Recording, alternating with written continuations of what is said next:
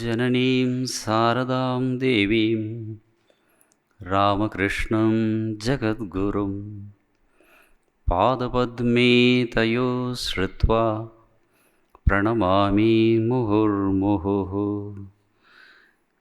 क्लेशबन्धनबद्धानां प्रादुर्भूतप्रमोचकः नमोऽस्तु बोधिसत्त्वाय सम्बुद्धाय नमो नमः।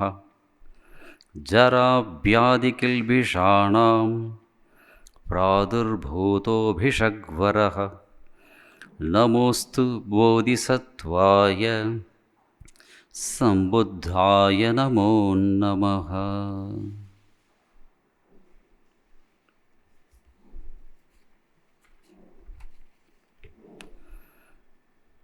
எல்லாருக்கும் இனிமையான மாலை வணக்கம். இன்றைக்கி ஒரு முக்கியமான நாள் இந்தியன் ஹிஸ்ட்ரியில். இந்தியாவை பொறுத்த வரைக்கும், இந்தியான்னு சொல்லக்கூடாது, பாரத் வருஷம், அது ஒரு கர்மபூமி அப்படின்னு ஞானிகள் சொல்லுவாங்க. பிருந்தாவனத்துலலாம் நான் பார்த்துருக்கேன்,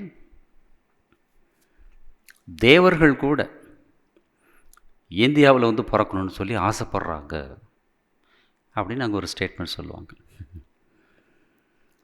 நம்முடைய கர்மாக்களை கழிக்கிறதுக்கும் புதிய கர்மாக்களை உருவாக்குறதுக்கும் ஏற்ற நல்ல ஒரு இடம் இந்த பாரத் வருஷம் அப்படின்னு அறிஞர்கள் சொல்லுவாங்க. கர்மபூமியாக இருக்கிறதுனால ப்ராப்பர் கர்மா பண்ணோம்னாக்க, are doing karmas in the proper way, சரியான கர்மாக்களை பண்ணணும், செய்கிற கர்மாக்களை சரியான விதத்தில் பண்ணணும். 2 ஆஸ்பெக்ட்ஸ். அப்படி செஞ்சால் இந்த கர்மபூமி நமக்கு ஞான பூமியாக மாறிடும். ஞானத்தை கொடுக்கும். ஞானத்தை கொடுக்கக்கூடிய புண்ணிய பூமி இந்த பாரத் வருஷம். ஸோ இந்தியாவை பற்றி 3 அட்ஜெக்டிவ்ஸ். ஃபஸ்ட்டு என்ன? கர்மபூமி, அப்புறம் ஞானபூமி, அப்புறம் ஞானத்தை கொடுக்கக்கூடிய புண்ணிய பூமி. இதை நாம் ஞாபகம் வச்சுக்கணும். முக்கியமாக இந்தியாவில் பிறந்தவங்க. ஏன்னா இந்தியாவில் பிறந்துட்டு ஃபாரினை பார்த்துட்ருக்கோம், ஹான்னு வாயை தளர்த்து. ஏன்னா அங்கே போகிறது பெரிய சொர்க்கம்னு நினச்சிக்கிட்டு இருக்கோம். இதனுடைய மகத்துவம் நமக்கு தெரியாது. நம்ம சாமிஜி ஒருத்தர் வேடிக்கை ஒரு கதை சொல்லுவார். ஒருத்தன் ட்ரெயினில் போயிட்டுருந்தோம், ஃபஸ்ட் கிளாஸில். கொஞ்சம் வயசான ஆள், பார்க்குறதுக்கு வந்து படிப்பு அவ்வளோ இல்லாத மாதிரி இருக்குது. நைட்டு சாப்பிட்டுட்டு 10,000 20,000 வந்து 50,000 வச்சுப்போம். ஏன்னா இப்போ 500 ரூபா தான் வந்துருச்சு இல்லையா? 50,000 பணத்தை எண்ணிட்டுருக்கான். எதிர்த்தாப்பில் ஒருத்தன் உட்காந்துருக்கான், அவன் வேலை இல்லாதவன், வேலை தேடிட்டு போகிறான். அவனு ஏதோ யாரோ வாங்கி கொடுத்துருக்காங்க, ஃபஸ்ட் கிளாஸில் உட்காந்துருக்கான். அவன் பார்த்தா, ஹே, இந்த வயசான ஆள் தூங்குறப்போ இந்த 50,000 எடுத்துட்டாக்கா நாம் ஏதாவது பண்ணலாம் அப்படின்னு நினச்சிட்டு அவன் ஒன்றும் தெரியாத மாதிரி அப்படியே இருந்துட்டான். அவன் போய் பாத்ரூம்லாம் போயிட்டு கை காலெலாம் விளக்கிட்டு வந்து படுக்க போனான். பார்த்தா இந்த பெரியவர் வந்து நல்லா தூங்கிட்டு இருக்கிறார்.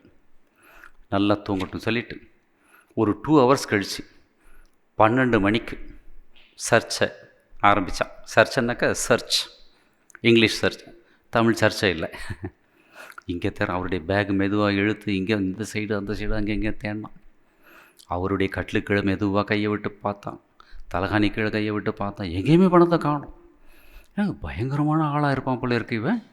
வயசான ஆள் மாதிரி தெரிஞ்சால் இது ஹீ இஸ் வெரி கிளவர் அப்படின்னு நினச்சிட்டு தேடி 2 ஹவர்ஸ் தேடினான்.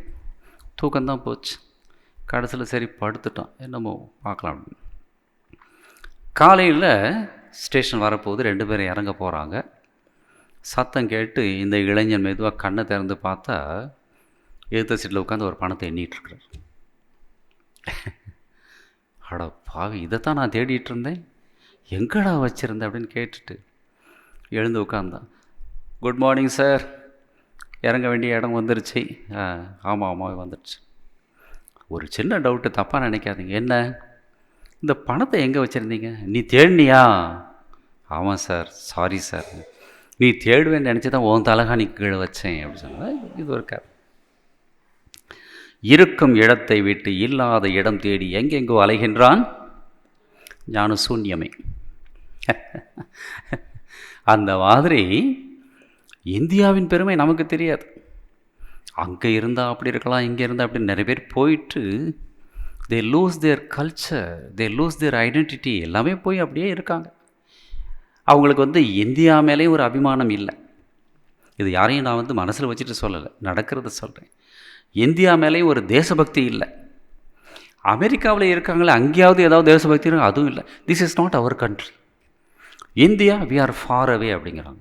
We cannot do anything. இப்போ எங்கேயும் பிரயோஜனம் இல்லை, அங்கேயும் பிரயோஜனம் இல்லை. For what they are living, for whom they are living தெரியாது.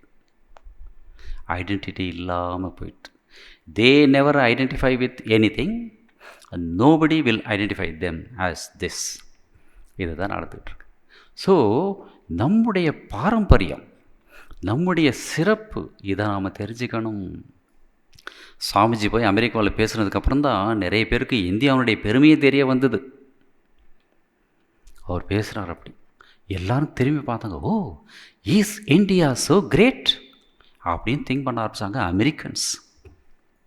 மேக்ஸ் முல்லர் பெரிய ஒரு ஸ்காலர், இங்கிலாண்டில் இருந்தவர், அவர் சொல்கிறார், இந்தியா ஒரு அற்புதமான நாடு, இங்கே மனிதர்கள் தெய்வமாகிறார்கள், தெய்வம் மனிதனாக அவதாரம் செய்கிறது அப்படின்னு ஒரு ஃபாரினர் சொல்லியிருக்கார். பார்க்க இந்தியன் கூட கிடையாது.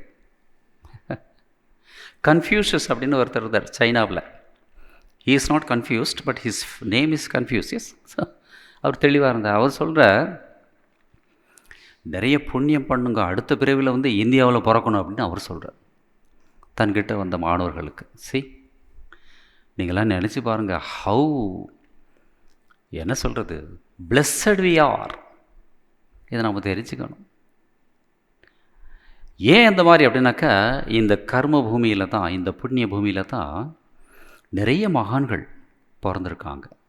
அப்படி வந்த ஒருத்தர் தான் இந்த கௌதம புத்தர். அவருடைய ஜெயந்தி இன்றைக்கி கொண்டாடிட்டு இருக்கோம். புத்தரை பற்றி சொல்கிறப்போ ஃபாரின் ரைட்டர்ஸ் என்ன சொல்லுவாங்க, he was the light of Asia அப்படிம்பாங்க. ஆசிய கண்டத்துக்கே இவர் தான் வெளிச்சம் கொடுத்தார் அப்படின்னு. அவருக்கு முன்னாடி எவ்வளோ ஞானிகள்லாம் இருந்திருக்காங்க, எத்தனையோ முனிவர்கள்லாம் இருந்திருக்காங்க, அவங்கள பற்றி தெரியாது இவங்களுக்கு. Because Buddhism was shifted to other countries, அவங்களுக்கு இவரை பற்றி தெரியும். வேதம் அந்த அளவுக்கு போகலை பழைய காலத்தில். யாரோ ஒருத்தர் சாமிஜிக்கிட்ட கேட்டார், அமெரிக்காவில் நினைக்கிறேன், நீங்கள் சொல்கிற மாதிரி உங்கள் நாட்டில் அவ்வளோ ரிஷிகள் முனிகள் இருந்தாங்க அப்படின்னாக்கா அவங்க ஏன் எங்கள் நாட்டுக்கு வரல? சாமிஜி சொன்னார், at that time America was not there அப்படின்னு சொன்னேன். இப்போ கண்டுபிடிச்சி இப்போ 450 வருஷம் 500 வருஷம் தான் ஆச்சு. ரிஷிகள் எப்போ பிறந்தது? ராமருக்கும் முன்னால் 10,000 15,000 இயர்ஸ் பேக். அதுவும் நமக்கு சரியாக தெரியாது. அமெரிக்கா எங்கேன்னே தெரியாது. ஸோ இது ஒரு வேடிக்கையான ஒரு இன்சிடெண்ட். ஸோ சாமிஜி அப்படி சொன்னார் சொல்லுவாங்க. ஸோ அப்பேற்பட்ட இந்தியாவில் நாம் பிறந்திருக்கிறோம். ஹவ் பிளெஸ்ஸட் வி ஆர், அதை ஞாபகம் வச்சுக்கணும். அதனால தான் சாமி சொல்லுவார், B proud to proclaim you are an Indian அப்படிம்பார். அது என்னமோ தமிழ் ஒரு தமிழன் என்று சொல்லடா, தலை குனிந்து நில்லடா. 4ஆம் தேதிக்கு அப்புறம் தான் தெரியும். சரி. ஸோ அந்த மாதிரி ஒரு உயர்ந்த பாரத வருஷத்தில் எத்தனையோ மகான்கள் பிறந்திருக்காங்க. அதில் ஒருத்தர் கௌதம புத்தர். அவரை பற்றி கொஞ்சம் பார்க்கலாம். அவர் பிறந்தது இயேசு கிறிஸ்து பிறக்கிறதுக்கு 563 வருஷம் முன்னால், கிமு 563. அவர் ஒரு ராஜகுமாரன், இளவரசன், பிரின்ஸ், பெரிய பரம்பரை.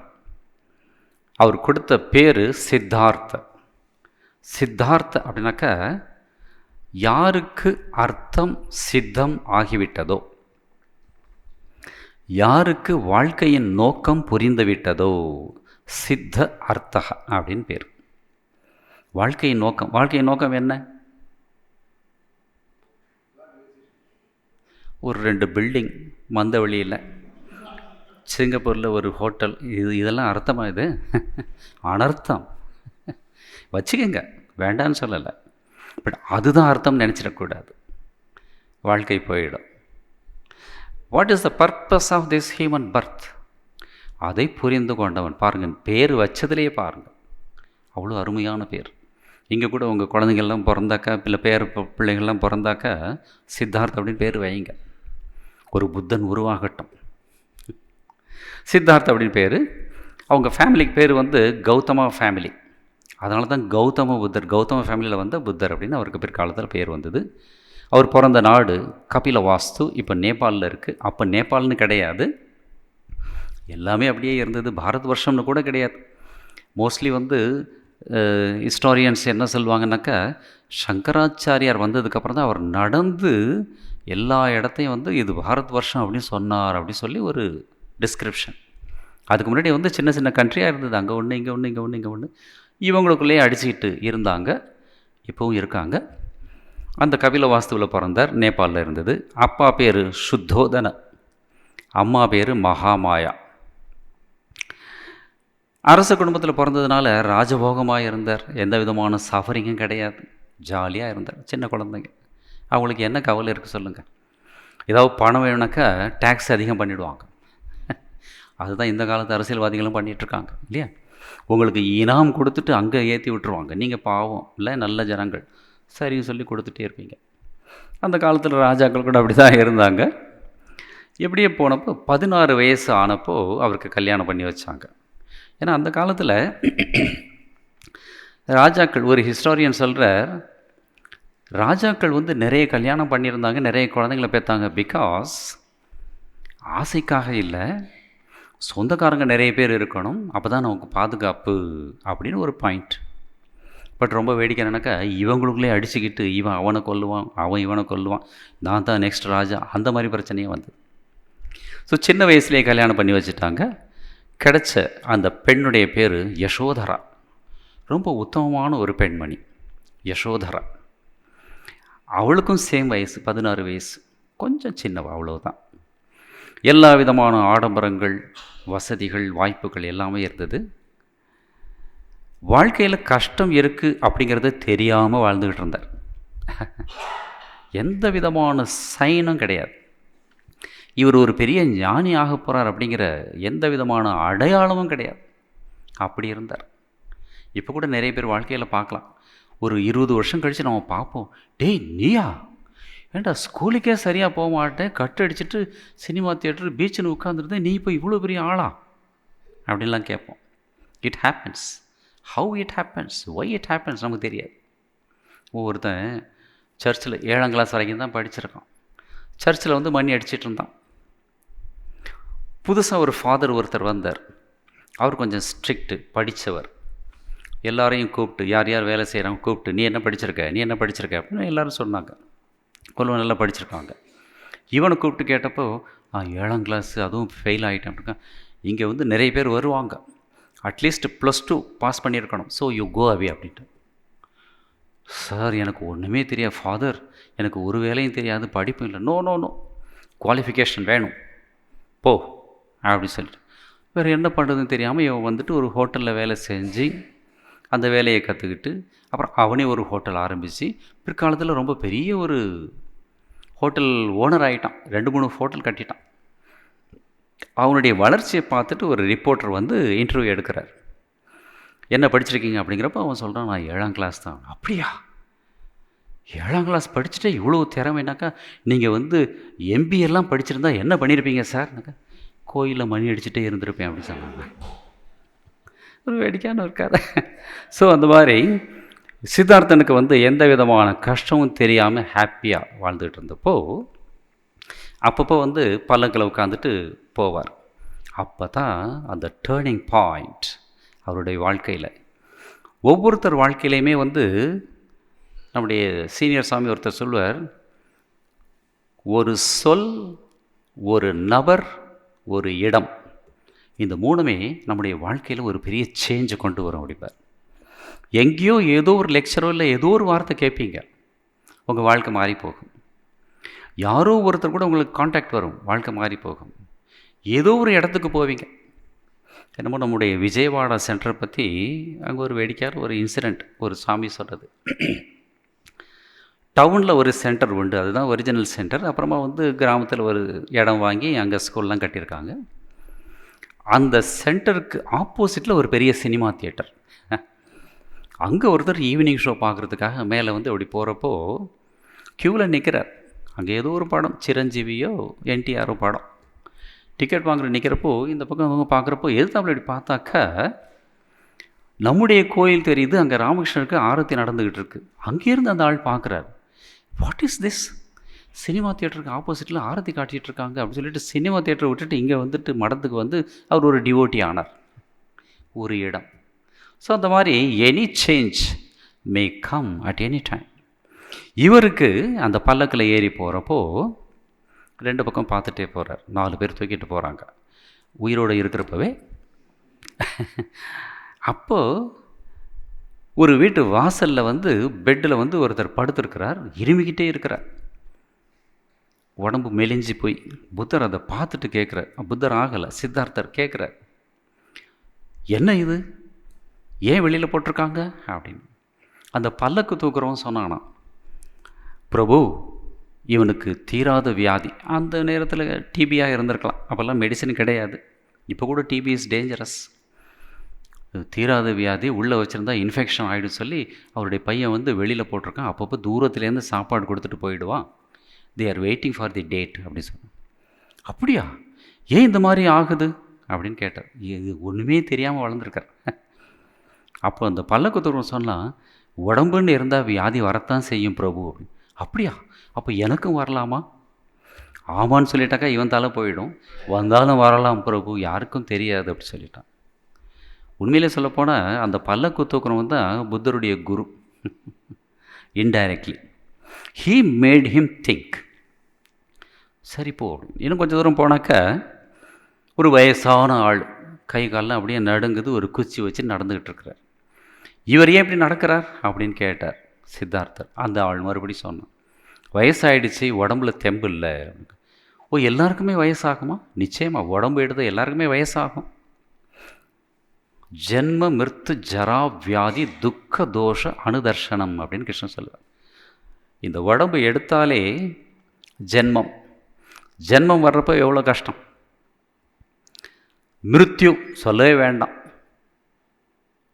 ஏன் இவ்வளோ லேட்டாக போனேன் அப்படின்னு அழுகிற கேஸும் உண்டு, அவ்வளோ சீக்கிரம் போயிட்டே அப்படின்னு அழுகிற கேஸும் உண்டு. மிருத்யுனாலே அது கஷ்டம். ஜரா, ஓல்டேஜ் சொல்லவே வேண்டாம். Skin trouble, stomach trouble, mental trouble, என்னென்னமோ எல்லாம் வரும். வியாதி பிறந்ததுலேருந்தே. என்னமோ ஸ்டீவ் வான்னு ஆஸ்திரேலியன் கேப்டன், நல்ல கேப்டன், அவர்கிட்ட போய் ஒரு ரிப்போர்ட்டர் கேட்கணும், ஆர் யூ ஃபுல்லி ஃபிட் அப்படின்னு. ஒரு மேட்ச் ஆரம்பிக்க போகுது. அவர் சொன்னால், fully fit, that was when I was 16 not afterwards அப்படின்னு. ஒரு 16 வயசு வரைக்கும் தான் ஃபுல்லி ஃபிட். அதுக்கப்புறம் ஃபிட்னஸ் கிடையாது. ஏதாவது ஒரு இடத்துல ஏதாவது ஒரு பெயின் இருந்துக்கிட்டே இருக்கும். ஜரா, வியாதி, துக்கம், பலவிதமான துக்கம். யாராவது நம்மளை இன்சல்ட் பண்ணிட்டா துக்கம். நமக்கு கொடுக்க வேண்டிய மரியாதை கொடுக்கலனாக்கா, அங்கே போனேன் அவன் என்னை மதிக்கவே இல்லை, அது ஒரு துக்கம், வெளியில் சொல்ல முடியாது இல்லையா? கல்யாணம் பண்ணிக்கிட்டால் பலவிதமான பிரச்சனைகள், வெளியில் சொல்ல முடியாது எல்லாத்தையும் இல்லையா? இதெல்லாம் துக்கம். தோஷ தர்ஷனம். யாருக்கு இந்த தோஷங்களை பார்க்கக்கூடிய பக்குவம் வந்துருச்சோ அவன் ஞானி ஆவான் அப்படின்னு கிருஷ்ணன் சொல்வார். அந்த மாதிரி இந்த வயசான ஆளை பார்த்த உடனே எனக்கும் இந்த மாதிரி மூப்புனாக்கா தமிழில் ஓல்டேஜ், ஜராவுக்கு பேர் மூப்பு. எனக்கும் ஓல்டேஜ் வருமா? உடம்பு எடுத்த எல்லாருக்குமே வரும் பிரபு. அப்படியா? Second shock. இன்னும் கொஞ்சம் தூரம் போனாக்கா 4 பேர் தூக்கிட்டு போகிறாங்க. இது உயிருள்ள உடம்பு, அது உயிர் இல்லாத உடம்பு. இதை எங்கே தூக்கிட்டு போகிறாங்க அப்படின்னு கேட்டார். ஏன்னா அவங்க குடும்பத்தில் அது வரைக்கும் யாரும் செத்து பார்த்ததே இல்லை. இவர் அவன் உயிர் போயிடுச்சு, அதனால் தூக்கிட்டு போகிறாங்க ஃபார் கிரிமேஷன். அப்படியா? உயிர் போச்சுன்னா உடம்பு அவ்வளவு தான், சடலமாயிடும், தூக்கி கொண்டு போய் எரிச்சிடுவாங்க. இதுவும் எல்லாருக்கும் ஏற்படுமா? S, definitely. பிறந்தாலே பிறப்பு அப்படின்னாலே பி டு டி தான். Life is a journey from birth to death. In between C is there. What is that C? Choice. Make your choice better அப்படின்னு ஒரு அறிஞர் சொல்லுவார். எப்படி அறிஞர்லாம் எப்படியெல்லாம் திங்க் பண்ணியிருக்காங்க பாருங்கள். Utilise your see properly and become deathless. புத்தர் பார்க்குறார், இந்த மோனும் பார்த்தார். அப்போ தான் ஹி பிகேம் தாட்ஃபுல். நம்ம வாழ்க்கையில் கூட ரொம்ப நெருக்கமானவன் யாராவது செத்து போயிட்டாக்கா வி பிகம் இன்டிஃபரண்ட் இல்லையா? பட் இன்ட்ரெஸ்ட்லி கொஞ்ச நாள் கழித்து மறுபடியும் நாம் வி பிகம் டிஃபரண்ட். மறுபடியும் அப்படியே போயிட்டுருக்கோம். But he became serious.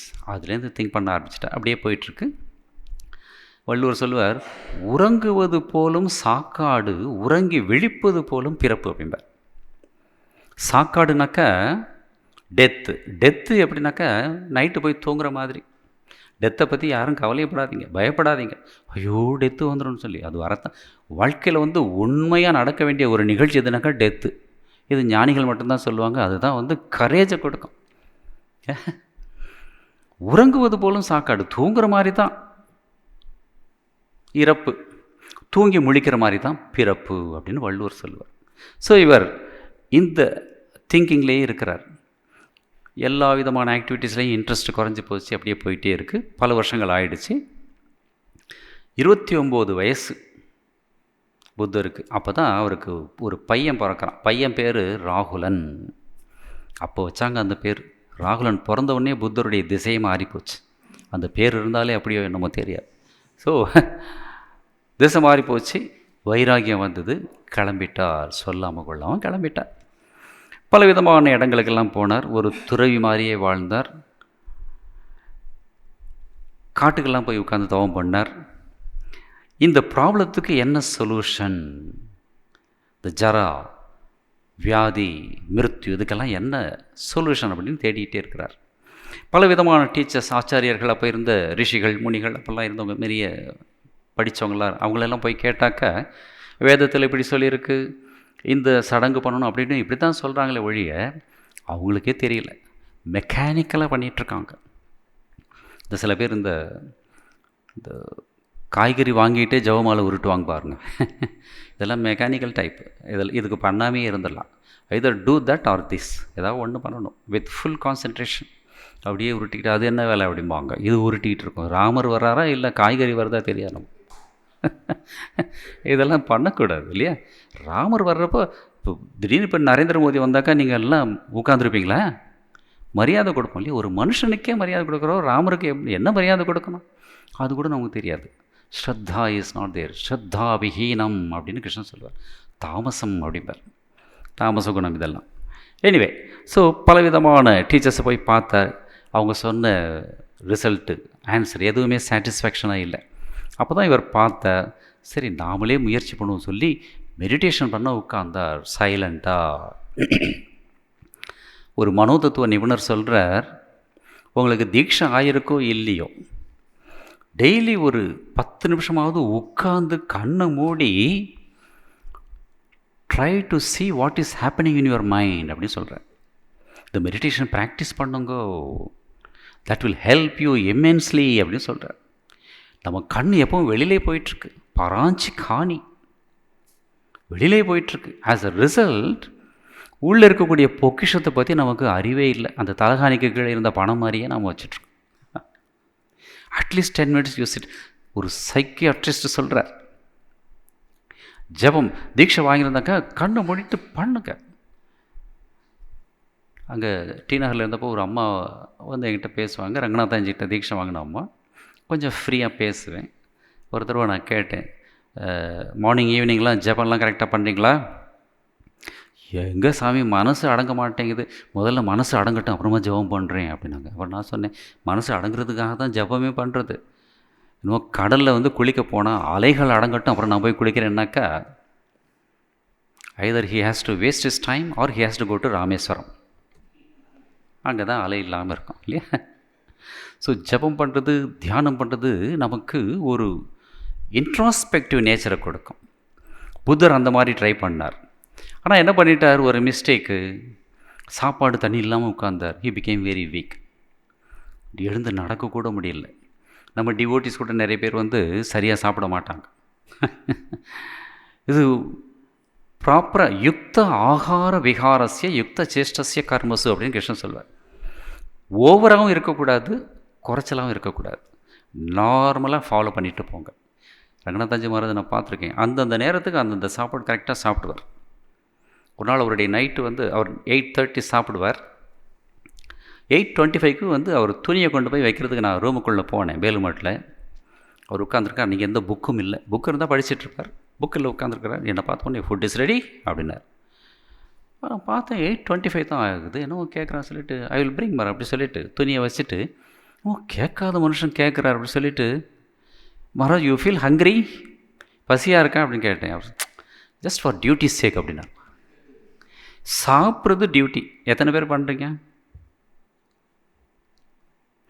சாப்பிட்றதை நீங்கள் கரெக்டாக பண்ண ஆரம்பிச்சிட்டாக்கா ஜபம் பண்ணுறதையும் கரெக்டாக பண்ணுவீங்க. That is a secret. ஒரு லிங்க் நீங்கள் சரி பண்ணிட்டா எல்லா லிங்க்குமே சரியாகும்.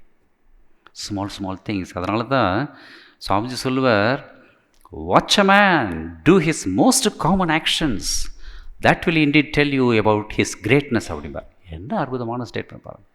நம்ம சின்ன சின்ன விஷயத்தில் தான் வந்து கோட்டை விடுறோம். இன்னொரு அறிஞர் சொல்லுவார், மலை தடுக்கி நாம் விழுவதில்லை, சிறு கல் தடுக்கி தான் விழுகிறோம் அப்படிம்பார். பாருங்கள், சின்ன சின்ன ஹேபிட்டில் தான் நாம் லீக் பண்ணுவோம். தண்ணியை வந்து இறைச்சி ஊற்றிக்கிட்டே இருக்கும் அண்டானில். ஆனால் அண்டாவில் ஒரு ஓட்டையை வச்சுக்கிட்டு ஊற்றிக்கிட்டே இருக்கும். It is going on. எத்தனை நாளா? Life after life. 16 ஜென்மமாக 36 ஜென்மம் we don't know. Anyway, so இவர் உட்கார்ந்து மெடிடேஷன் பண்ண ஆரம்பித்தோடனே ரொம்ப வீக் ஆகிட்டார். என்ன பண்ணுறதுன்னு தெரியல. அப்போது ஒரு அம்மா, சுஜாதா அப்படின்னு பேர், தங்கமான அம்மா. சுஜாதா அப்படின்னாக்கா நல்ல குடும்பத்தில் பிறந்தவள் அப்படின்னு அர்த்தம். சுஜாதா நல்ல பேர், அழகான பேர். அவள் வந்து பாயசம் கொடுத்தா, அதை சாப்பிட்டுட்டு உட்கார்ந்துருக்கிறப்போ இவர் வந்து ஒரு அவதார புருஷர், அவருக்கே தெரியாது. ஆகாயத்தில் வந்து ஒரு 4 தேவதைகள் பாடிக்கிட்டே போனாங்களாம். அந்த பாட்டை கேட்குறார். கொஞ்சம் தெம்பு வந்த உடனே கேட்குறார், அதுக்கு என்ன அர்த்தம் அப்படின்னாக்கா, உடம்பை வந்து வீணை மாதிரி வச்சுக்கணும். நல்லா தெரிஞ்சுங்க லேடிஸ் முக்கியமாக. காலையில் நிறைய பேர் பிரேக்ஃபாஸ்ட்டே சாப்பிட்றதில்ல இல்லையா? டாக்டர்ஸ் எல்லாம் சொல்கிறாங்க, நைட்டு சாப்பாடு கூட விட்டுடுங்க, பிரேக்ஃபாஸ்ட்டு சாப்பிட்டே தீரணும் அப்படிங்கிறாங்க. நான் லீனாக இருக்கணும்னு சொல்லிவிட்டு அப்புறம் பிரம்மத்தில் லீன் ஆகிடுவீங்க சாப்பிடாமல் இருந்தால். டாக்டர் சொல்கிறாங்க பிரேக்ஃபாஸ்ட் இஸ் மஸ்ட் அப்படின்னு. அந்த தேவதைகள் பாடிட்டு போகிறாங்க, உடம்புங்கிறது வீணை மாதிரி. அந்த கம்பிகளை லூஸாக கட்டினா வாசிக்க முடியாது, ரொம்ப டைட்டாக கட்டினா அறுந்து போயிடும். எவ்வளோ மாடரேட் லெவலோ அப்படி கட்டி வாசித்தா அழகான இசை பிறக்கும் அப்படின்னு சொல்லி அவங்க பாடிட்டு போகிறாங்க. அதை கேட்குற அற்புதர். அதுக்கப்புறம் தான் தெரிஞ்சுக்கிட்டார், too much extremism will not help. அப்புறமா ஒரு நார்மல் பிக்ஷைக்கு நேரத்துக்கு போகிறது, வாக்கிங் போகிறது, இதெல்லாம் பண்ணிவிட்டு மெடிடேஷன் பண்ண ஆரம்பித்தார். 6 இயர்ஸ் பண்ணார். அப்போ தான் அவருக்கு அந்த எண்ண அலைகள்லாம் அடங்கி போச்சு. Mind became completely one pointed ஆயிடுச்சுனாக்கா தெர் இஸ் நோ தாட் அப்படின்னு அர்த்தம். அப்போ தான் அவருக்கு உண்மை ஜோதி அவருக்கு தெரிஞ்சது. அன்னையிலேருந்து அவர் புத்தரானார் அப்படின்னு அவருடைய வாழ்க்கையில் பார்க்குறோம். அப்போ அவருக்கு பேர் கொடுத்தது ததாகத. ததாகத அப்படின்னாக்கா பூர்ண நிலையை எய்தியவர் அப்படின்னு அர்த்தம். One who attained his fulfilment, அந்த நிலையை அடைந்தவர்.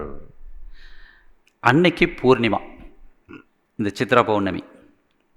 அவர் பிறந்ததும் சித்ரா பௌர்ணமி, ஞானத்தை அடைஞ்சதும் சித்ரா பௌர்ணமி, கடைசியாக மகாசமாதி அடைஞ்சதும் இதே சித்ரா பௌர்ணமி. அதனால் இந்த புத்த பூர்ணிமா அப்படிங்கிறது வந்து த்ரைஸ் பிளஸட் டே அப்படின்னு சொல்லுவாங்க. 3 முறை ஆசீர்வதிக்கப்பட்ட நாள் புத்த பூர்ணிமா. ரொம்ப அற்புதமான நாள். அவர் என்ன கண்டுபிடிச்சார்? 4 உண்மைகள் அவருக்கு தெரிஞ்சது. துக்கத்தின் இருப்பு, existence of misery in life, இதை ஃபஸ்ட் நாம் தெரிஞ்சுக்கணும். 2வது என்ன? துக்க காரணம், காஸ் ஃபார் மிசரி, இது அவருக்கு தெரிஞ்சது. 3 துக்க நீக்கம், ரிமூவல் ஆஃப் மிசரி. 4வது துக்க நீக்க நெறி, மெத்தட்ஸ் ஆஃப் ரிமூவல். இந்த 4 பாயிண்ட் ஒரு தெளிவாக புரிஞ்சுது. தீஸ் ஆர் த திங்ஸ் அப்படின்னு சொல்லி புரிஞ்சுக்கிட்டு, அதுதான் ஞானத்தினுடைய அடையாளம். அதை வந்து தனக்கு தெரிஞ்சவங்களுக்கு சொல்கிறதுக்காக ஆரம்பித்தார். அவருடைய செகண்ட் மிஷன் ஆரம்பித்தது.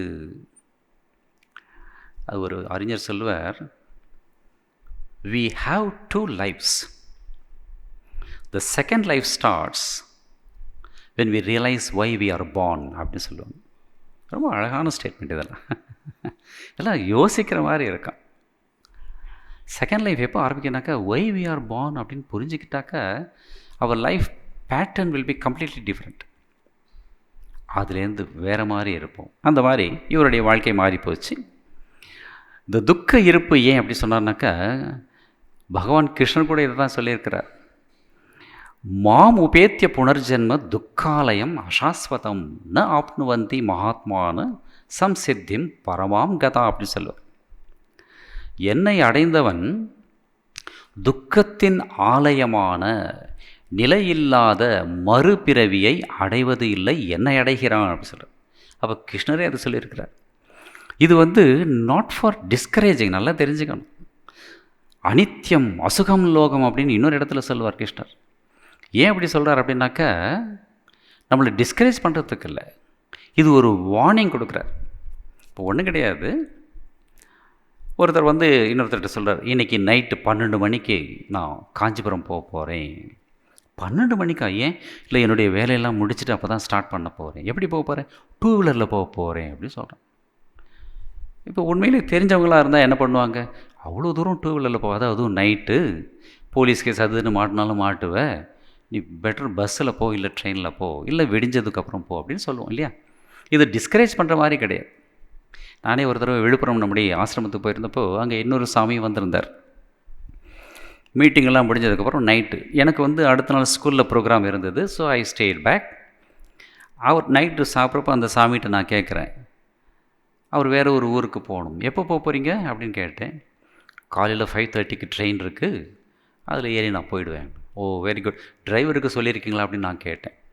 அவர் சொன்னார், ஸ்டேஷன் பக்கம் தான், விழுப்புரம் ஸ்டேஷனில் ஆசிரமாவிலேருந்து ஸ்டேஷன் ஒரு 10 மினிட்ஸ் வாக்கு தான், ஸ்டேஷன் பக்கம் தான், நான் நடந்தே போயிடுறேன், எதுக்கு டிஸ்டர்ப் பண்ணணும் அப்படின்னாரு. அப்புறம் நான் சொன்னேன், டிஸ்டர்ப் பண்ணணும்னு நினச்சிட்டு நீங்கள் நடந்து போகாதீங்க, காலையில் ஸ்ட்ரீட் டாக்ஸ் எல்லாம் நிறைய இருக்குது, அது உங்களை டிஸ்டர்ப் பண்ணால் அப்புறம் நீங்கள் எல்லாருமே டிஸ்டர்ப் பண்ணணும், better take the correct step அப்படின்னு சொன்னேன்.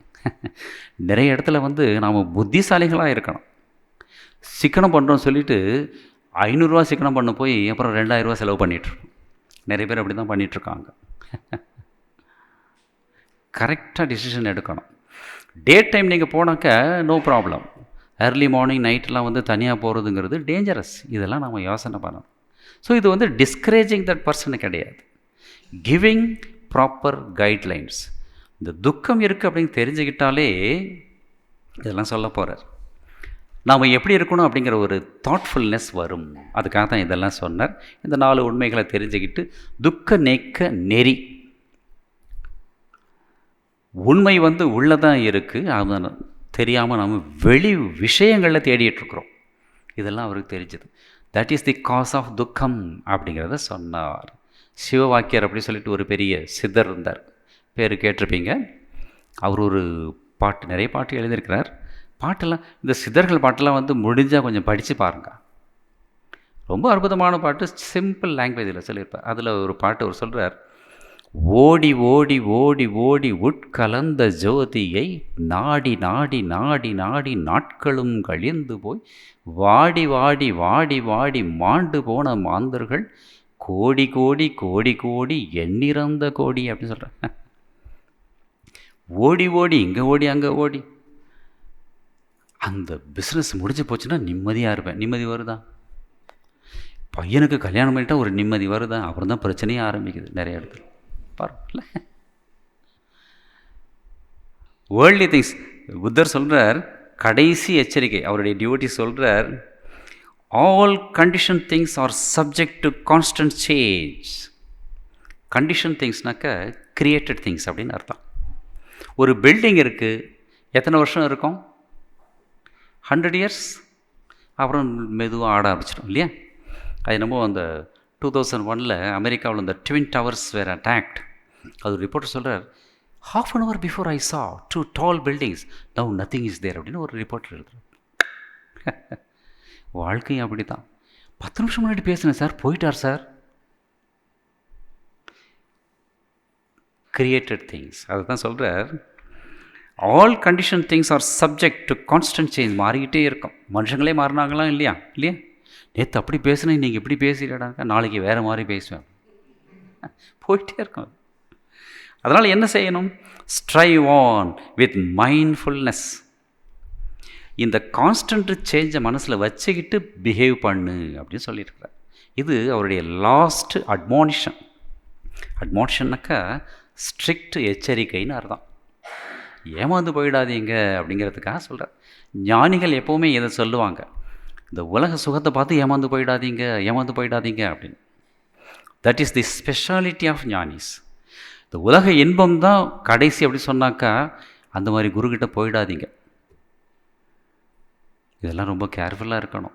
உண்மை கசக்கும், ஆனால் கசப்பு தான் மருந்தாக இருக்கும். பொய் இனிக்கும், இனிப்பு என்னாகும்? அசிடிட்டி ப்ராப்ளம் வந்துடும், சஃபர் பண்ணிக்கிட்டே இருக்கும். ஸோ ஞானிகள் அந்த மாதிரி காட்டியிருக்காங்க. Not for discouraging but to show the correct path. இவரும் அந்த மாதிரி தான் சொன்னார்.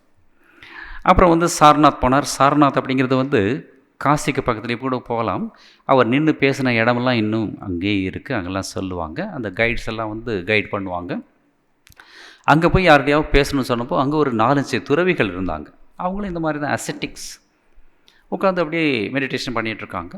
அவங்களுக்கு தனக்கு தெரிஞ்ச உண்மைகளை சொன்னார். அவங்க கொஞ்ச நாள் இருந்தாங்க. அப்புறம் கொஞ்சம் ஒப்பீனியன் கிளாஷ் எல்லாம் அவங்களும் விட்டுட்டு போயிட்டாங்க. அப்புறம் ஒவ்வொரு ஊராக போக ஆரம்பித்தார். ஜனங்களுக்கு தனக்கு தெரிஞ்ச உண்மையை சொல்ல ஆரம்பித்தார். ஏன் அப்படின்னாக்கா ஞானிகளுக்கு ஒரே நோக்கம்தான். ராமகிருஷ்ணனுடைய வாழ்க்கையை நீங்கள் பார்த்தீங்கன்னாக்கா டிவோட்டிஸ் வீட்டை அவரே தேடி தேடி போவார். தான் கண்ட உண்மையை சொல்லணும்னு துடிப்பார். சாரதாதேவி வாழ்க்கையில் பார்க்குறோம், ஜெயராம் பாட்டியில் உட்காந்துட்டு மத்தியானம் ஒரு 11 o'clock 12 o'clock ஆகிடுச்சுனாக்கா வாசலில் இந்த பக்கம் அந்த பக்கம் பார்ப்பாங்களாம். இன்றைக்கி யாருமே வரல, நான் யாருக்குமே தீட்சை கொடுக்கல அப்படின்னு வருத்தப்படுவாங்க. பாருங்கள், யான் பெற்ற இன்பம் பெருக இவ்வையகம் அப்படின்னு திருவள்ளுவர் பாடுவார். அந்த நிலையை அடைஞ்சவங்க அவங்களால சும்மா இருக்க முடியாது. சுவாமிஜி பேசுகிறார். ஒரு சிஷ்யன் சரச்சந்திர சக்கரவர்த்தின்னு சொல்லிட்டு, ஏய் வா அப்படின்னு சொல்லிட்டு கூப்பிட்டுட்டு இவர் பேசிகிட்டே போவார். ஏன் தெரியும், இவன் எழுதிக்கிறான், பிற்காலத்தில் நிறைய பேர் படிப்பாங்க அப்படின்னு தெரியும். அந்த உண்மைகள் பல பேருக்கு போய் சேரணும். ராமகிருஷ்ணர் மகேந்திரநாத் கிட்ட சொல்கிறார், அதை எழுதிட்டியா கரெக்டாக அப்படின்னு சொல்கிறேன். அதனால தான் அமுத மொழிகளே நமக்கு கிடச்சிது. ஆல் தீஸ் திங்ஸ் அவங்க என்ன அமுத மொழிகளுக்கு எழுதி அப்புறம் நல்லா பிரிண்ட் பண்ணி என் பேர் 4 இதுலேயும் போகணும், அதுக்கு இல்லை. இந்த கருத்துக்கள் எல்லாருக்கும் போகணும். அஞ்ஞானத்திலேருந்து மக்கள் வெளியில் வரணும், ஆனந்தம் அடையணும். That is the purpose. Real ஆனந்தம் எது, அதை நோக்கி போகணும். அதுக்காக இவர் அதே மாதிரி ஊராக போனார். பலவிதமான டீச்சிங்ஸ், இந்த டீச்சிங்ஸ் மட்டும் கொஞ்சம் சொல்லிட்டு முடிச்சுக்கிறேன். அவர் சொன்ன முக்கியமான ஒரு அறிவுரை என்ன அப்படின்னாக்கா, கஷ்டத்துக்கு என்ன காரணம்? எல்லாருக்குமே தெரிஞ்சிருப்பாங்க, எல்லாருமே ஞானிகள் ஆகிட்டீங்க 3/4 மணி நேரத்தில். Desire is the root cause for sorrow அப்படின்னு சொன்னார். ஆசைக்கு மேலே ஆசை. ஒரு குரு ஒருத்தர் உட்கார்ந்துருக்கிறாரு. ஒரு ஹஸ்பண்ட் அண்ட் ஒய்ஃபு, ஒரு சின்ன குழந்தை, ஒரு 7 மாதம் 8 மாதம் குழந்தைய தூக்கிட்டு போய் நமஸ்காரம் பண்ணிவிட்டு, லைஃப்பில் ரொம்ப கஷ்டமாக இருக்குது சாமி, ஏதாவது வழி சொல்லுங்கள் சாமி அப்படின்னப்போ இவர் பார்த்தார். முகத்தை பார்த்தாலே தெரியும் இல்லையா, அகத்தின் அழகு அவங்க முகத்தில் தெரியும். சரி உட்கார் அப்படின்னு சொல்லிவிட்டு இன்னொரு டிவோட்டி ஒரு கூடையில் கொஞ்சம் ஆப்பிள் பழம்லாம் கொண்டு ஒரு 10 பழத்தை கொண்டு வச்சுட்டு நமஸ்காரம் பண்ணார். இந்த சாது என்ன பண்ணார், ஒரு பழத்தை எடுத்து அந்த குழந்தைகிட்ட கொடுத்தார். குழந்தைக்கு என்ன தெரியும், அது வாங்கிடுச்சு 2 கையால். இன்னொரு பழத்தை கொடுத்தார், உடனே அதையும் பிடிச்சிருச்சு. இப்போ 2 பழம் இருக்குது. குழந்தையோட கை எவ்வளோ பெருசாக இருக்கும், 1 வயசுன்னு வச்சுப்போம். அப்படி பிடிச்சிட்ருக்கு. குரு சும்மா இருக்க வேண்டியது தானே, கொஞ்சம் குறும்பான குரு. இன்னொரு பழத்தை கொடுத்த உடனே இப்போ குழந்தை அதை பிடிக்க போய் ஒரு பழம் கீழே விழுந்தது, இதை பிடிச்சிருச்சு. அப்புறம் அதை எடுக்க போய் இது விட்டுது, இதை எடுக்க போய் அது விட்டுது. இப்படி போனோடனே கொஞ்சம் நேரத்தில் அழ ஆரம்பிச்சிது. அப்புறம் அவங்க அம்மா தூக்கிட்டு இந்த எடுத்துக்கிட்டேன் சொன்னே சிரிச்சுது. அப்போ அந்த குரு சொன்னாராம், அந்த குழந்த மாதிரி தான் நாமளும். கிடைச்சது போதும்னு நினச்சிருந்தா சந்தோஷமாக இருந்திருக்கலாம், இன்னும் வேணும்னு நினைக்கிறப்ப தான் ஆசையே வருது, கஷ்டமே வருது அப்படின்னு சொன்னாராம். இது மாதிரி இதை தான் சொல்கிறார், desire is the cause for root cause for sorrow. உடனே ஒரு கேள்வி வரலாம், ஆசையே இல்லைனாக்கா முன்னேற்றம் எப்படி இருக்கும் இல்லை? இப்போ 10th எழுத போகிறான் ஒரு பையன், புத்தர் சொல்லியிருக்கிற ஆசைப்படக்கூடாது, பாஸ் ஆனாலும் சரி ஃபெயில் ஆனாலும் சரி ஐ டோன்ட் பாதர் அப்படி சொன்னாக்கா வாழ்க்கையை போயிடும் இல்லை? ஸோ கிருஷ்ணர் சொன்னார், நியாயமான ஆசைக்காக போராடு, எது எது தேவையோ அதை செய்யணும், தட் இஸ் டியூட்டி. அதுக்கு மேலே ஆசைப்பட்டால் அது பேராசை, பேராசை பெருநஷ்டம் ஆகிடும். இது தெரிஞ்சு அந்த டிமார்க்கேஷன் இது நாம் தான் கொஞ்சம் டிசைட் பண்ணிக்கணும், கொஞ்சம் தாட்ஃபுல்லாக இருக்குது, இதை ஞாபகம் வச்சுங்க. இன்னொரு முக்கியமான ஒரு டீச்சிங் என்னென்னாக்கா, அஹிம்சா பரமோ தர்ம அப்படின்னு சொன்னார். அது புத்தர் சொன்னது. அஹிம்சை தான் மிகப்பெரிய தர்மம் அப்படின்னார். ஆனால் எல்லாருக்கும் அஹிம்சை கிடையாது. கிருஷ்ணர் வந்து அஹிம்சையை பற்றி பேசுனதே கிடையாது. அஹிம்சையை பற்றி பேசி தான் நம்ம நாடே கெட்டு போச்சு. புத்தர் சமயத்தில் ஒரு தடவை கெட்டு போச்சு, அதுக்கப்புறம் இன்னொருத்தர் வந்தார், அந்த சமயத்துலையும் கெட்டு போச்சு. எந்த இடத்துல அஹிம்சையோ அங்கே, எந்த இடத்துல அடிக்கணுமோ அங்கேயும் அடிக்கணும், இது கிருஷ்ணர் சொன்னார். கிருஷ்ணரை ஃபாலோ பண்ணாக்கா இந்திய நாடு இன்னும் சிறப்பாக வரும். அவர் சமாதான தூது போனார், ஒரு 5 வீடாவது கூட அப்படின்னு கேட்டார், அதுக்கும் இறங்கி வரல, அப்போ தான் அடி அப்படின்னார். தன்னுடைய சிறந்த பக்தன் பீஷ்மர் அர்ஜுனன்கிட்ட சொல்கிறார், பீஷ்மர் உன்னுடைய தாத்தான்னு பார்க்குறது அடி, முதல்ல இந்த கிழவனை அடி. துரோணர் நிற்கிறார், உனக்கு சொல்லிக் கொடுத்த வித்தையை சொல்லிக் கொடுத்த குருன்னு பார்க்காத உன்னுடைய எனிமையாக பார், முடி பாருங்க. கடமை, தர்மம், யுத்தம் பண்ணுறது தர்ம யுத்தம்னாக்க that is the first duty, அதை செய்யணும். அஹிம்சை வந்து எல்லா இடத்துலையும் கிடையாது, எல்லாருக்கும் கிடையாது. இப்போ நீங்கள் போகிறப்பவே நீங்கள் வந்து இப்போது பைக்கில் போயிட்டே இருக்கீங்க, யாரோ ஒருத்தர் சார் ஒரு நிமிஷம் அப்படி நிறுத்திட்டு நீங்கள் என்னமோன்னு சொல்லி நிறுத்துறீங்க, கத்தியை காட்டி பைக்கை என்கிட்ட கொடுங்க அப்படின்னாக்கா எடுத்துகிட்டு போப்போம், இப்போ தான் புத்தரை பற்றி கேட்டு வந்தேன் அப்படி சொல்லுவீங்களே? ஃபோன் பண்ணுவீங்க 100 இல்லையா? Like that. எங்கே சண்டை போடணுமோ அங்கே சண்டை போடணும், இதை நாம் தெரிஞ்சுக்கணும். இவர் அஹிம்சா, இவருடைய ஸ்டேட்டஸ் வேறு. அது ஒரு தடவை ஒருத்தன் வந்து ஒரு ஆட்டை இழுத்துட்டு போகிறான். அந்த காலத்தில் வந்து புத்தர் ஏன் இப்படி இருந்தார்னாக்கா, அந்த காலத்தில் இந்த சடங்குகள் அப்படிங்கிற பேரில் வந்து நிறைய இந்த பிராமணர்கள் அப்போ இருந்த அந்த வேதிக் ரிஷிஸ் எல்லாம் நிறைய மிஸ்யூஸ் பண்ணிகிட்டு இருந்தாங்க. புல இன்பத்துக்கு வசப்பட்டு நிறைய பலி கொடுக்கறது, கண்டபடி யாகம் பண்ணுறது, யஜ்யம் பண்ணுறது, அதுக்கு செலவு பண்ண வைக்கிறது, அதுலேருந்து வர்ற பணத்தை எடுத்துக்க, இந்த மாதிரிலாம் போயிடுச்சு. It had become money making job. அதெல்லாம் பார்த்து புத்தருக்கு வந்து ஒரு கொந்தளிப்பு, அப்பாவி ஜனங்களை வந்து இவங்க ஏமாத்துறாங்களே அப்படி சொல்லி அதுக்காகத்தான் வேள்வியெல்லாம் பண்ணாதீங்க, பலி கொடுக்காதீங்க, உருவ வழிபாடே வேண்டாம் அப்படி சொன்னார். அது என்ன ஆச்சுனாக்கா வேற ஒரு எக்ஸ்ட்ரீம் போயிடுச்சு. இந்த அஹிம்சையை பற்றி சொல்கிறப்போ ஒருத்தன் ஒரு ஆட்டை பிடிச்சி எடுத்துகிட்டு போகிறான், அது கத்துது. இவர் பார்த்தார் அந்த கத்தல். இந்த யார் யார் வந்து வீட்டில் வந்து நாய் ஆடு பூனை வச்சுருக்கீங்களோ அவங்களுக்கு வந்து ஒரு சைக்காலஜி தெரியும். அது எப்படி கத்துதோ அதுக்கேற்ற மாதிரி அதனுடைய ஃபீலிங்ஸை வந்து புரிஞ்சுப்பீங்க இல்லையா? இதெல்லாம் படிச்சிருக்கீங்களா நீங்கள்? தெரியாது, நாய் வச்சுருந்தா தெரியும். அது பசியாக இருந்தால் ஒரு மாதிரி கத்தும், வயிற்று வலிச்சா வேறு மாதிரி கத்தும். இப்போ குழந்தைகள் மாதிரி தான், சின்ன குழந்தைகள்லாம் வச்சுருக்கோம் இல்லையா? அது பேச தெரியாது, but it gives sound, through that we can understand. இந்த ஆடு கத்துறதுலேயே வந்து புத்தர் தெரிஞ்சு போச்சு, தெர் இஸ் சம்திங் ராங் அப்படி சொல்லிட்டு கேட்டார், எங்கே இழுத்துட்டு போகிறேன்? அது வேறு வரமாட்டேங்குது, இவன் இழுத்துட்டு போகிறான். எங்கே இழுத்துட்டு போகிறேன்? கோயிலில் பலி கொடுக்க போகிறேன். பலியா? ஏன்? அந்த ஆத்தாளுக்கு பலி கொடுத்தாக்கா சொர்க்கம் கிடைக்கும் அப்படின்னு அவன் சொன்னான். அப்போ புத்தர் சொன்னாரான், அப்படியா? அப்போ அந்த ஆட்டை விட்டுடு, பாவம் அப்பாவி ஆடு, நான் ஆட்டை விட உயர்ந்தவன் மனிதன், என்ன பலி கொடு, உனக்கு உயர்ந்த சொர்க்கம் கிடைக்கும் அப்படி சொன்னார். கம்ப்ளீட்டாக அவன் மேலே கோபமே கிடையாது. இது ahimsa. He was in that state. புத்தரை பார்த்து நாம் வந்து காப்பி அடிக்கக்கூடாது. சாமிஜிக்கு பிடிக்காத ஒரு ஐடியா என்னன்னாக்கா இமிட்டேஷன், அவங்கள பார்த்து காப்பி அடிக்கிறது. ஒரு சின்ன வேடிக்கையான இன்சிடென்ட் ஞாபகம் வருது, சொல்கிறேன். நான் பேல்மட்டில் இருந்தப்போ என்னை பார்த்து ஒரு சாது கேட்டார், நீ என்ன ரங்கநாதன்ஜி கூடவே இருக்க, அவர் மாதிரியே நீ காப்பி அடிப்பியா அப்படின்னு. நான் சொன்னேன், அவரை பார்த்து நான் ஏன் காப்பி அடிக்கணும்? எனக்கு என்ன, எனக்குன்னு ஒரு ஸ்பெஷாலிட்டி கிடையாதா? I will follow my individuality அப்படின்னு சொன்னேன். எதுக்கு எனக்கு? That is Swamiji's idea. If at all I am to imitate somebody that will be Swami Vivekananda அப்படின்னு நான் சொன்னேன், வேடிக்கையாக சொன்னேன். So great person. புத்தர் பார்த்து நாம் காப்பி அடிக்கக்கூடாது, அவர் மனசுலேருந்து வந்தது. அந்த மாதிரி அஹிம்சை சொன்னது மட்டும் இல்லை, ஆனால் அந்த அஹிம்சை தான் பிற்காலத்தில் நம்முடைய இந்தியாவுடைய வீழ்ச்சிக்கு காரணமாச்சு.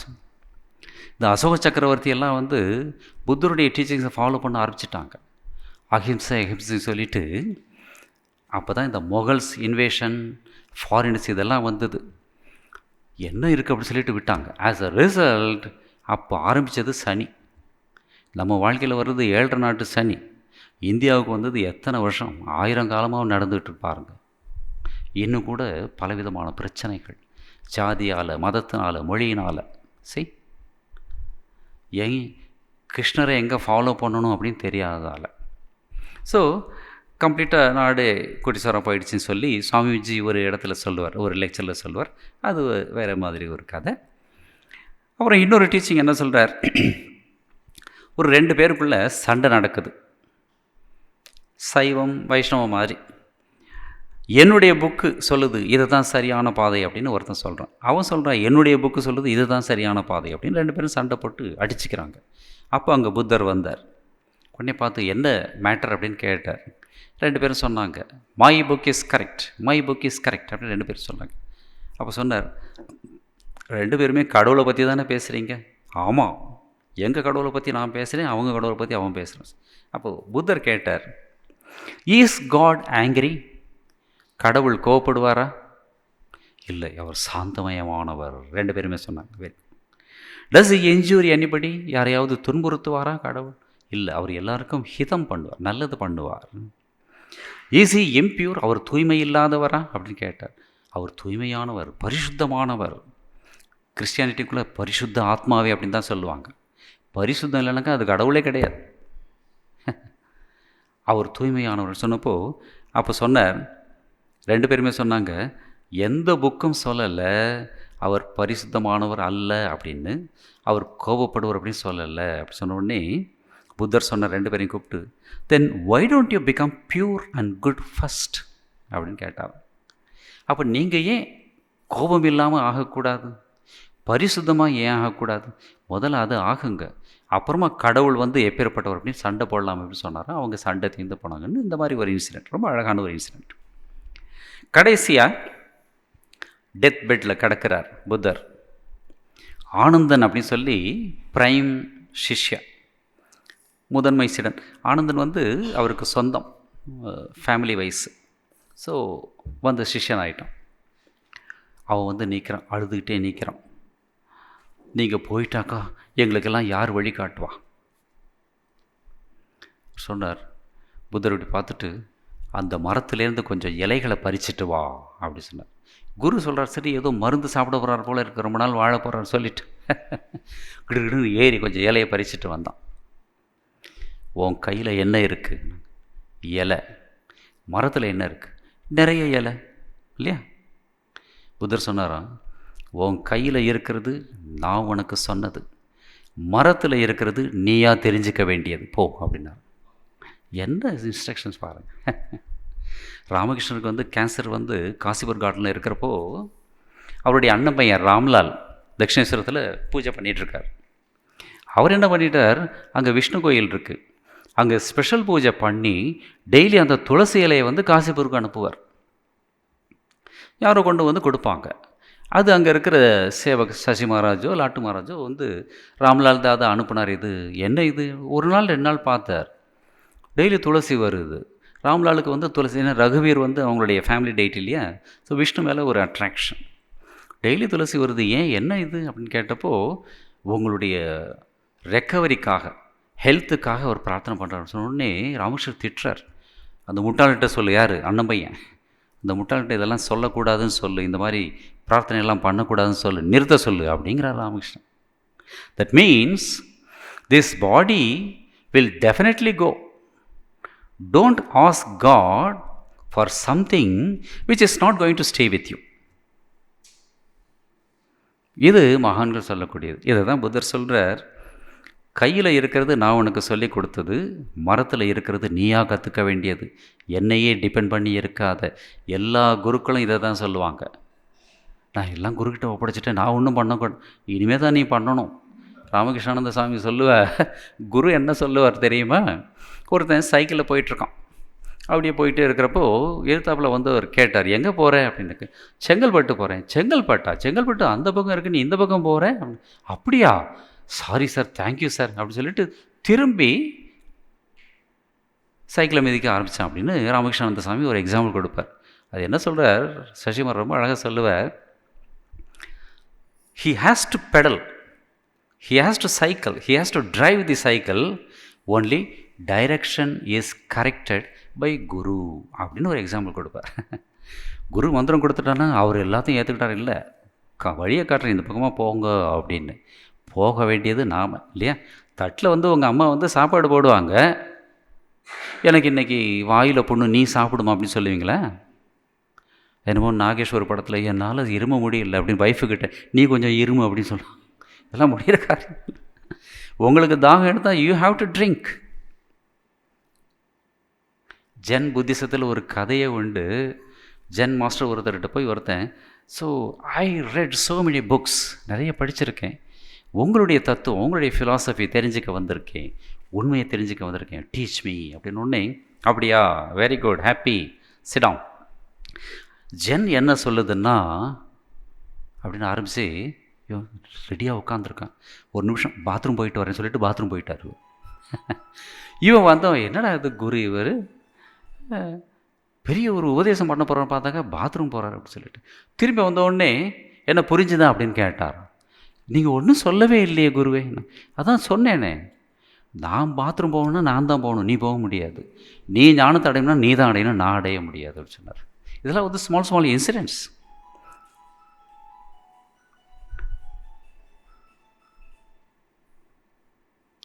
பப்ளிக் பிளேஸுக்கு வர்றப்போ இதெல்லாம் தெரிஞ்சுக்கணும், காமன் சென்ஸ். ஓகே, ஸோ இது நிறைய நீயா புரிஞ்சுக்கணும் அப்படி சொன்னார். அப்புறம் இன்னொரு இடத்துல டிவோட்டிஸ் கிட்ட சொல்கிறார், ஐ Gautama Buddha reached that state. I reached that state. You also can reach that. அப்படி சொல்கிறேன். இது எதுக்காக அப்படின்னாக்கா, விவேகானந்தர் ஒரு லெக்சரில் சொல்லுவார், if Buddha can attain, if Jesus can attain, why not you and I அப்படின்னு கேட்பார். இதெல்லாம் இந்த மாதிரி வார்த்தைகளை படிக்கணும். நம்ம யாரும் வந்து அஞ்ஞானிகள் கிடையாது, இப்போதைக்கு அஞ்ஞானிகள், பட் பை பர்த் நம்ம எல்லாருமே ஞானிகள். அதை தெரிஞ்சுக்கணும். இந்த மாதிரி வார்த்தைகள் படித்தா தான் தெரியும். Why not you and I அப்படி சொல்லுவார். ரங்கநாதஞ்சி பேசுகிறப்ப கூட அவர் திருப்பி சொல்லக்கூடிய ஒரு ஸ்டேட்மெண்ட் என்னன்னாக்கா, the same atman in you in me in all அப்படிம்பார். கேட்குறதுக்கே ஒரு பவர்ஃபுல்லாக இருக்கும். இதெல்லாம் அடிக்கடி கேட்கணும். ஸ்ரவணம், மெடிடேஷன் பண்ணணும், மனனம், நிதித்தியாசனம், அப்படியே அதுவாகவே ஆகணும். இது மகான்கள் சொல்லக்கூடியது. ஸோ கௌதம புத்தர் சொல்கிறார், you also can reach that state, உங்களாலே அடைய முடியும், இதை ஞாபகம் வச்சுங்க அப்படின்னு சொல்கிறார். ஒரு சிஷ்யன் ஒருத்தன் இருந்தான். அவன் ஒரு நாள் வந்து புத்தர்கிட்ட கேட்குறான், என்னுடைய வேஷ்டி கிழிஞ்சு போச்சு, ஒரு வேஷ்டி வேணும். அவர் பார்த்தார், டிவோட்டிஸ் எல்லாம் கொடுத்துருப்பாங்க, ஒரு வேஷ்டியை கொடுத்து இதை கட்டிக்க அப்படி சொல்லிட்டு கொஞ்ச நேரத்தில் அவன் கட்டிட்டு வந்தான். புத்தர் கேட்டார், ஓ வெரி குட், புது வேஷ்டி, அந்த பழைய வேஷ்டி என்ன பண்ணேன்? அவன் சொன்னான், என்னுடைய பெட்டுக்கு மேலே போட்டிருக்கேன், பெட்ஷீட் ஆக்கிட்டேன். ஓ வெரி குட். அந்த பழைய பெட்ஷீட் ஒன்று இருக்குமே, அதை என்ன பண்ணேன்? அந்த ஜன்னலுக்கு ஸ்க்ரீனாக போட்டேன், மெடிடேஷன் பண்ணுறப்போ வெளிச்சம் படாமல் இருக்கும். டார்க்காக இருந்தாக்கா கொஞ்சம் கண்ணுக்கு ஒரு இதுவாக இருக்கும், கூலிங்காக இருக்கும், சூத்திங்காக இருக்கும், அதுக்காக ஸ்க்ரீனாக போட்டேன். Very good very good. அந்த பழைய ஸ்க்ரீன் ஒன்று இருக்குமே, அதை என்ன பண்ணேன் அப்படின்னு கேட்குறார் புத்தர். அதை எடுத்து ரூம் க்ளீன் பண்ணுறதுக்கு வச்சுருக்கேன். Excellent excellent. அந்த பழைய ஒரு ரூம் க்ளீனிங் கிளாத் இருக்குமே, அதை என்ன பண்ணேன்? இவன் சொல்கிறான், அது நல்லா துவைச்சி வெயிலில் போட்டிருக்கேன், காஞ்சதுக்கப்புறம் அதை கொஞ்சம் கொஞ்சமாக கிழித்து விளக்கில் போட்டு நைட்டு உட்காந்து படிக்கிறப்போ அதை நான் யூஸ் பண்ணுவேன் அப்படி சொன்னான். ஆசீர்வாதம் பண்ணார். You have attain that level, you can go back அப்படி சொன்னார். இது எதுக்காக அப்படின்னாக்கா, ஒரு அறிஞர் சொல்வார், when you bring your own water you will know the value of every drop of it அப்படின்னு சொல்லுவார். நாமளே நம்முடைய தண்ணியை எடுத்துகிட்டு தூக்கிட்டு வர்றப்போ ஒவ்வொரு ட்ராப்புக்கும் எவ்வளோ வேல்யூ அப்படின்னு தெரியும். யாரோ கொண்டு வந்து ஊற்றுறாங்கனாக்கா நாம் வாட்டி இஷ்டத்துக்கு குளிச்சிட்ருப்போம், இல்லை கொட்டிகிட்ருப்போம். நாமளே சம்பாதிக்க ஆரம்பிக்கிறப்போ அதனுடைய வேல்யூ நமக்கு தெரியும். இந்த வாழ்க்கை கூட நாம் புரிஞ்சிக்கிட்டு வாழ்கிறப்போ அதனுடைய வேல்யூ நமக்கு தெரியும். இதெல்லாம் மகான்கள் சொல்லியிருக்காங்க. ஸோ ஈஸ்வர சர்வபூதானாம் ஹிருத்தேஷே அர்ஜுன திஷ்டதி அப்படின்னு கிருஷ்ணன் சொல்வார். ஸோ ஒவ்வொருத்தரும், சுவாமிஜி சொல்லுவார் இல்லையா, ஈச் சோல் இஸ் பொட்டென்ஷியலி டிவைன்னாக்கா, நம்ம யாரும் முட்டாள்கள் கிடையாது. நல்லா இதை ஞாபகம் வச்சுங்க. நம்ம எல்லாருமே ஞானிகள். For the time being we have taken this shape, this role. இதை புரிஞ்சுக்கிட்டு இதை நடிங்க அப்படின்னு சொல்கிறாங்க. புத்தரும் இதை தான் சொன்னார். எனக்கு அடைய முடிஞ்சது எவனால் முடியாது அப்படின்னு சொல்கிறார்.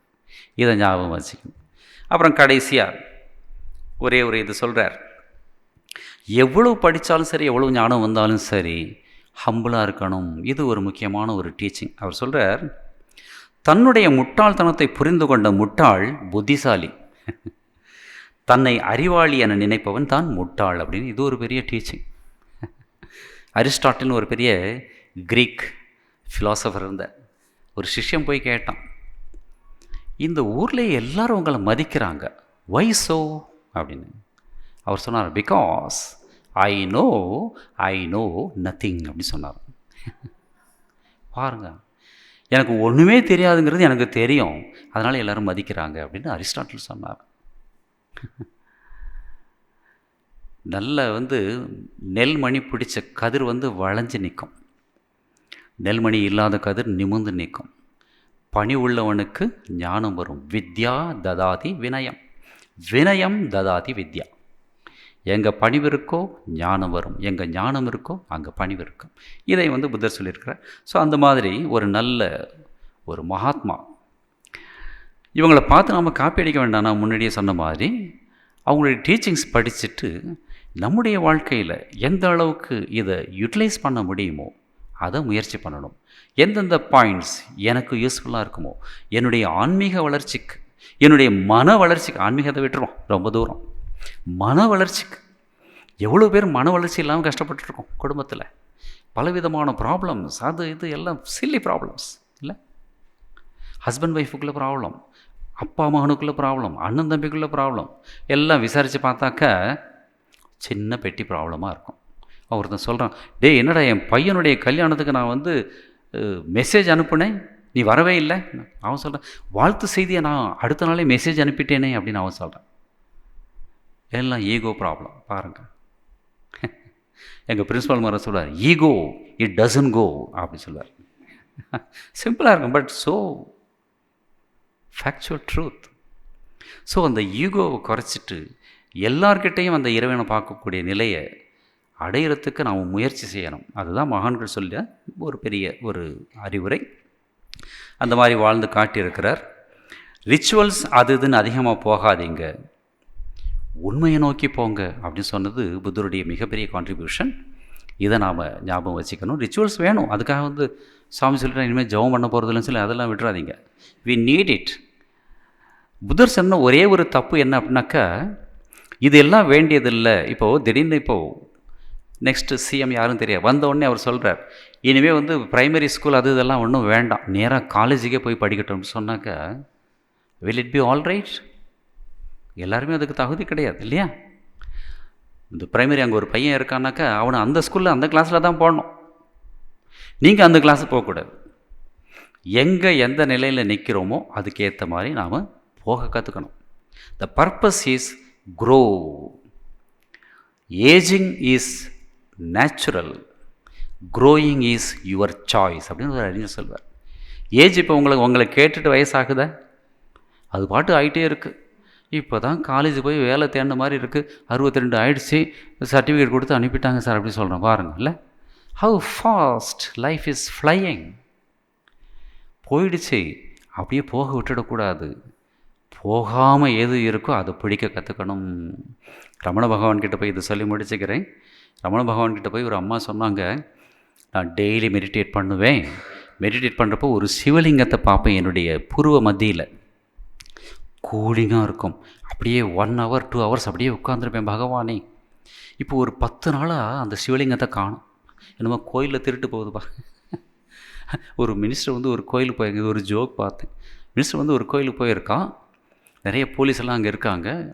செக்ரட்டரி கேட்குறான், அவன் என்னது நிறைய போலீஸ் எல்லாம் போட்டிருக்காங்க? பாதுகாப்புக்கு. என்னுடைய பாதுகாப்பா? இல்லை, நீங்கள் வந்திருக்கீங்க சிலை பாதுகாப்புக்கா அப்படின்னு சொல்கிறான். அந்த மாதிரி கோயிலேருந்து சிலை காணாமல் போகும்.